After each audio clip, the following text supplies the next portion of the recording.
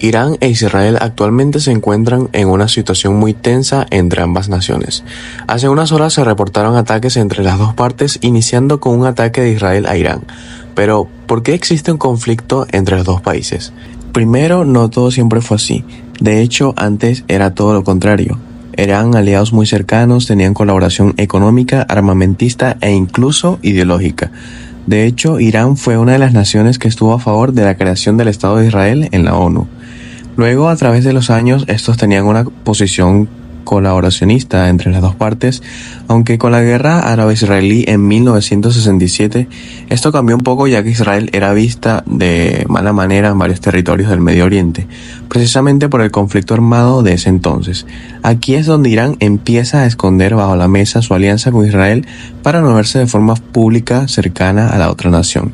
Una década y un poco más después, específicamente en 1979, ocurre la revolución iraní, que produjo la caída del Shah, el gobernador monárquico del país en ese entonces, Mohammad Reza Pahlavi, aliado de Estados Unidos e Israel, que fue derrocado por los islamistas, cosa que llevó al comienzo de las brechas entre Israel e Irán, por diferencias en cuanto a que mientras un estado era aliado de Estados Unidos, el otro tenía la ideología de querer fuera de Medio Oriente a la potencia norteamericana a toda costa, cosa que se ha mantenido desde entonces como una constante.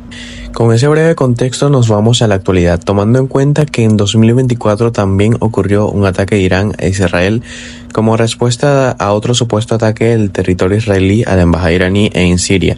Entonces vemos que la situación pasó de ser una amistad, luego una enemistad y ahora casi una guerra. Este conflicto lo podemos dividir en 4 claves para entender lo que sucede en estos últimos días. La primera es la Operación León Ascendiente. El ataque demuestra la capacidad israelí para alcanzar las más altas esferas del poder iraní, lo que ha provocado la promesa de una respuesta sangrienta por parte de Irán. Luego tenemos las décadas de guerra secreta. Desde los años 2000, cuando Irán aceleró su programa nuclear, Israel ha llevado a cabo ataques y asesinatos selectivos contra científicos y militares iraníes relacionados con la energía atómica. Aunque Israel nunca confirmó su autoría, estos eventos eran ampliamente atribuidos a ellos. En 2021, el líder del programa nuclear iraní fue asesinado. La tensión escaló en 2024 cuando Israel bombardeó la embajada iraní en Damasco, lo que llevó a ataques directos, aunque de bajo impacto, entre ambos países. Los recientes ataques de Israel han cruzado esa línea, intensificando el conflicto. La tercera clave son las negociaciones en el aire. El ataque israelí de este viernes ha puesto en pausa las negociaciones entre Estados Unidos y Teherán sobre el programa nuclear iraní. Horas antes del ataque, el presidente Donald Trump había expresado su compromiso con una resolución diplomática, aunque posteriormente admitió tener conocimiento previo de la operación israelí. Y por último tenemos la represalia iraní. Tras los bombardeos israelíes, Irán ha responsabilizado también a Estados Unidos y ha respondido lanzando 100 drones kamikaze contra Israel. El primer ministro israelí, Benjamin Netanyahu, ha pedido a sus ciudadanos que se preparen para un periodo prolongado en refugios. Mientras tanto, las capitales de la región claman por la calma y acusan a Israel de avivar las tensiones en Oriente Próximo. Este reciente recrudecimiento del conflicto eleva las preocupaciones sobre la estabilidad en la región. Ahora, si nos vamos hacia la parte de la atención mediática que ha recibido este gran conflicto, primero los medios occidentales como CNN, BBC o Fox News o Reuters generalmente tienden a centrarse en la narrativa israelí de autodefensa y la amenaza que Irán representa, especialmente en relación con su programa nuclear. Suelen destacar los ataques de Israel como respuestas a las provocaciones iraníes o como acciones preventivas. Por ejemplo, CNN y la BBC, aunque buscan presentar una imagen de equilibrio, a menudo el contexto histórico y la complejidad de la región pueden simplificarse. Destacan las declaraciones de funcionarios israelíes y estadounidenses sobre la amenaza nuclear iraní. Por ejemplo, CNN ha resaltado las afirmaciones de Netanyahu sobre la capacidad de Irán para producir armas nucleares en poco tiempo y la necesidad de Israel de actuar. Por su parte, los medios del Medio Oriente, como Al Jazeera de Qatar, tienden a ofrecer una perspectiva más central en el punto de vista iraní y Palestina. aunque con variaciones. A menudo su cobertura enfatiza la agresión israelí y las violaciones del derecho internacional. En cuanto a su terminología, es más probable que describan los ataques israelíes como ilegal, injustificable y una grave amenaza para la estabilidad regional, y que usen términos como crímenes contra la humanidad en ciertos contextos. Como conclusión de todo esto, podemos tener que inicialmente ambos países colaboraron estrechamente, pero la revolución iraní de 1979 marcó un punto de inflexión, alineando a Irán con una ideología antioccidental y anti-israelí.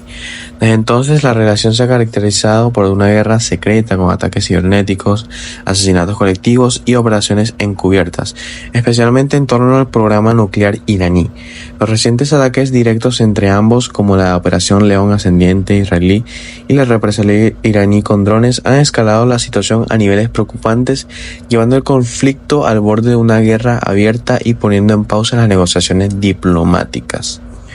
En cuanto a lo que pueden hacer los medios de comunicación para mejorar la cobertura mediática de este conflicto, puede ser, primero, proporcionar un contexto histórico profundo, ya que es crucial que los medios vayan más allá de los eventos actuales y ofrezcan un contexto histórico detallado que explique cómo se llegó a la situación del presente.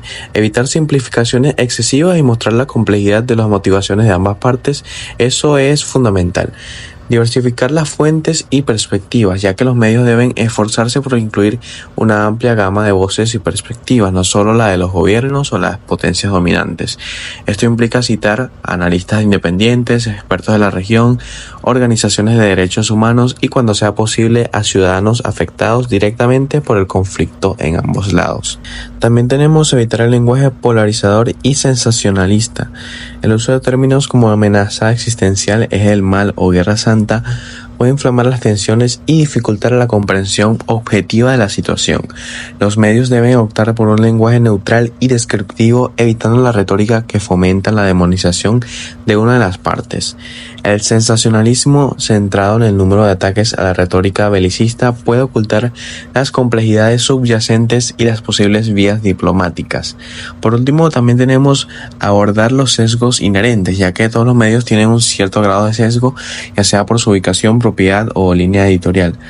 Reconocer y abordar estos sesgos de forma transparente es un paso crucial, ya que, por ejemplo, los medios occidentales deben ser conscientes de su tendencia a enfocarse en la narrativa israelí de autodefensa y la amenaza nuclear iraní.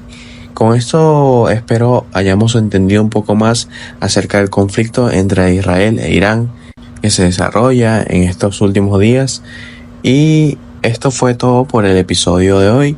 Espero nos podamos escuchar en otra ocasión.